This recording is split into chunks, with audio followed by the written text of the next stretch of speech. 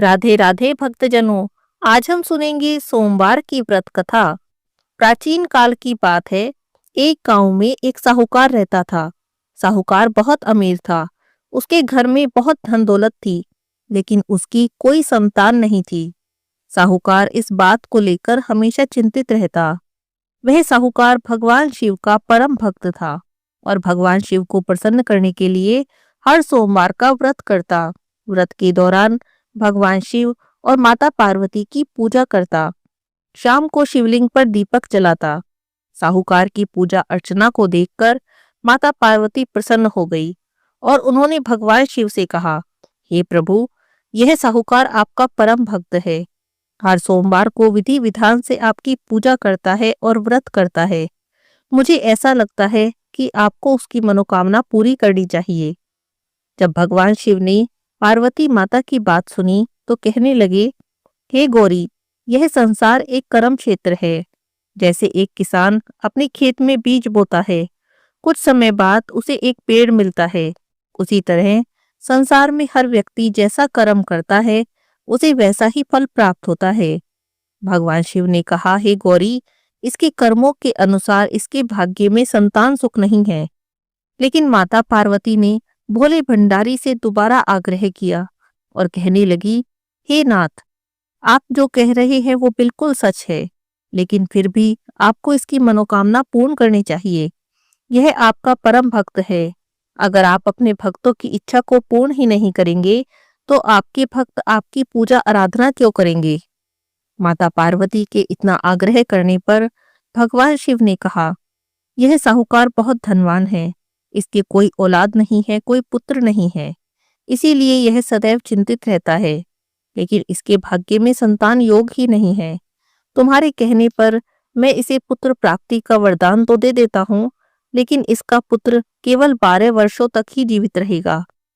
फिर भगवान शिव ने रात्रि में साहूकार को स्वप्न में दर्शन दिए और कहा कि उसे जल्दी ही पुत्र रत्न की प्राप्ति होगी, लेकिन उसका पुत्र दीर्घायु नहीं होगा, बल्कि 12 वर्ष में उसकी मृत्यु हो जाएगी। इस बात को सुनकर साहूकार प्रसन्न भी हुआ और दुखी भी हुआ, लेकिन साहूकार ने अपनी पूजा अर्चना और व्रत करना नहीं छोड़ा। वह पहले की तरह ही व्रत और पूजा करता रहा। कुछ दिनों के बाद साहूकार की पत्नी गर्भवती हो गई। कुछ समय बाद उसने एक सुंदर बालक को जन्म दिया।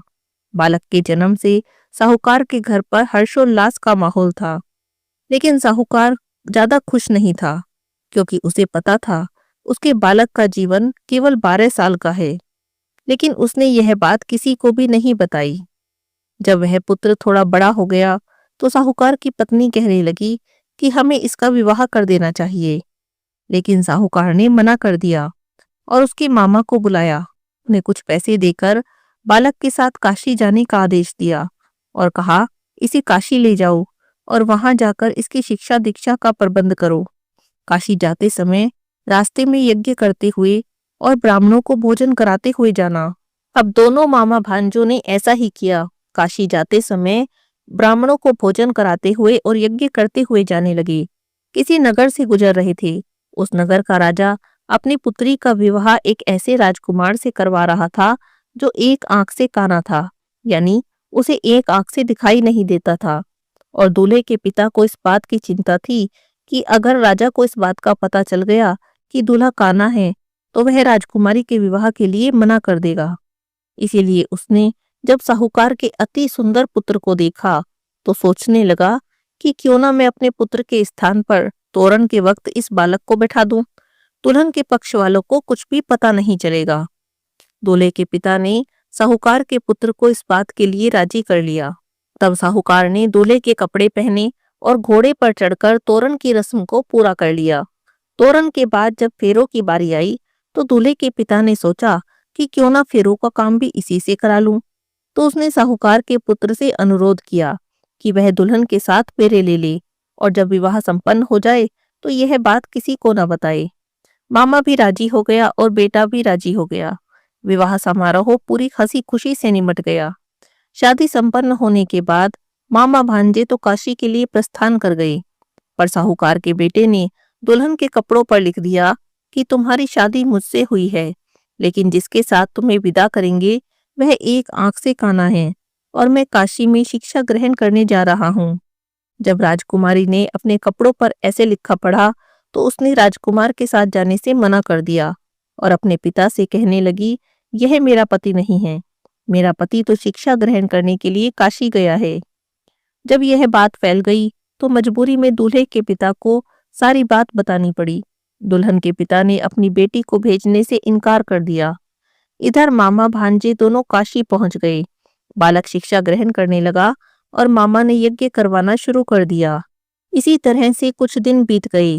जब साहूकार का बेटा 12 साल का हो गया तो एक दिन अपने मामा से कहने लगा कि मेरी तबीयत ठीक नहीं और मुझे तो नींद आ रही है।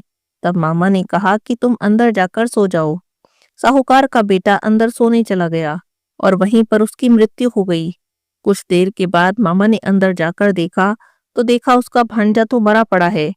वह बहुत दुखी हुआ पर यज्ञ रोक नहीं सकता था, वरना यज्ञ अधूरा रह जाता। इसीलिए मामा ने किसी से कुछ भी नहीं कहा और वापस जाकर यज्ञ पूरा किया, ब्राह्मणों को भोजन कराया। उसके बाद मामा अपने मरे हुए भांजे को देखकर रोने लगा, जोर जोर से रोने लगा। उसी समय उसी मार्ग से भगवान शिव और माता पार्वती जा रहे थे। माता पार्वती ने किसी के रोने की आवाज सुनी तो भगवान शिव से कहने लगी, हे प्रभु, देखिए कोई मनुष्य रो रहा है। आप तो सबके दुखों को दूर करते हैं, इसके दुख को भी दूर करें।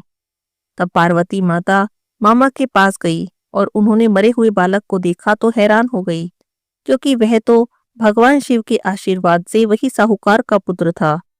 माता पार्वती कहने लगी, हे प्रभु, यह तो वही साहूकार का बेटा है। पार्वती माता को उस बालक को देखकर दया आ गई और भगवान शिव से प्रार्थना करने लगी, हे प्रभु, आप इस बालक को जीवन दान दें, वरना इसके माता पिता तो जीते जी मर जाएंगे। तब भगवान शिव ने माता पार्वती के आग्रह करने पर उनकी बात मान ली और उस बालक को जीवन दान दे दिया। साहूकार का पुत्र जीवित हो गया।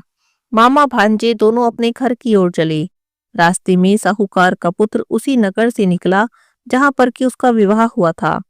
दुल्हन के पिता ने उस बालक को पहचान लिया। मामा भांजे को लेकर अपने महल में आ गए। दुल्हन के पिता ने एक समारोह किया और अपनी पुत्री को साहूकार के बेटे के साथ विदा कर दिया। साहूकार का बेटा जब अपने घर पहुंचा तो उसके माता पिता अपने घर की छत पर बैठे थे और सोच रहे थे, अगर उनका पुत्र सही सलामत वापस नहीं आया तो हम भी छत से गिरकर जान दे देंगे। उसी समय उसका मामा वहां आया और उसने कहा कि उनका पुत्र जीवित है और विवाह करके अपनी पत्नी के साथ वापस आ रहा है। जब साहूकार और साहूकारनी ने अपने बालक को जीवित देखा तो बड़ी खुशी से उनका स्वागत किया। साहूकार का पूरा परिवार खुशी खुशी अपना जीवन बिताने लगा। हे भोलेनाथ, जैसे आपने साहूकार के परिवार पर कृपा की, ऐसी ही कृपा अपने सभी भक्तों पर करना। बोलिए शंकर भगवान की जय हो।